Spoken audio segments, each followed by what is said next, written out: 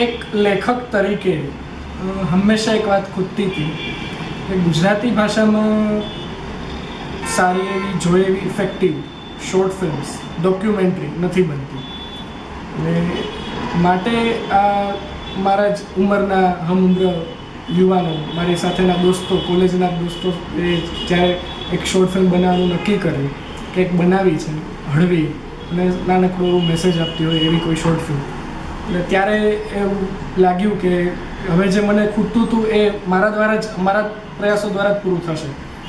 એટલે એ લોકોને જે પ્રકારની સ્ટોરી જોતી હતી, જે પ્રકારે એ લોકો બનાવવા માંગતા હતા, જે જુનરમાં બનાવવા માંગતા હતા, એ મુજબ કન્સેપ્ટ વિચાર્યો, આઈડિયા વિચાર્યો, સ્ટોરી બનાવી અને વિષય એ લીધો કે આજકાલ એ બધે એ જ જોવા મળે છે કે કોઈ પણ હોય એ મોબાઈલ પકડીને જ બેઠું હોય, ગમે ત્યાં જાવ મોબાઈલ એના હાથમાં હોય છે. એટલે જે ઇસ્યુ નથી છતાં પણ એક ઇસ્યુ બની ગયો છે.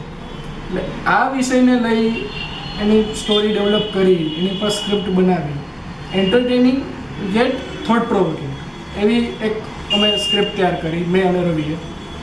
એની સ્ક્રીન પર લખવાની મજા આવી અને 4 દોસ્તો લીધા, 4 દોસ્તોની વાત લીધી જે એકદમ આપણા જેવા જ, જે રૂટીન લાઈફ જીવતા હોય, કોલેજ લાઈફ જીવતા હોય એવા જ ફન લવિંગ પીપલ, અને એમના ડાયલોગ્સ લખ્યા એ જ મુજબ કેઝ્યુઅલ. અને તમે ફિલ્મમાં જોશો કે સ્ક્રિપ્ટ એ રીતે લખવામાં આવી છે કે એક જ દિવસની સ્ટોરી છે અને ફિલ્મમાં એક દિવસના 3 પહોર લઈ લીધા છે, સવાર, બપોર, સાંજ. જ્યારે 4 મિત્રો છૂટા હોય છે ત્યારે એ સવારનો સમય હોય છે, 4 મિત્રો મળે છે એક મિત્રોના ઘરે એ ત્યારે બપોર હોય છે. અને ત્યારે બપોરથી ધીમે ધીમે જે ફેક્ટ્સો હોય છે એને બાકીના 3થી પોતે અલગ છે અહેસાસ થવાનું ચાલુ થઈ જાય છે. અને પછી જે મેઇન ક્લાઇમેક્સ આવે છે રાત્રે હોટેલના સીનમાં, કે જ્યારે ફેક્ટ્સોને રડી પડે છે કે પોતે મોબાઈલ સેવી નથી, એટલો નેટ સેવી નથી, માટે એને બધા અલગ પાડી દે છે.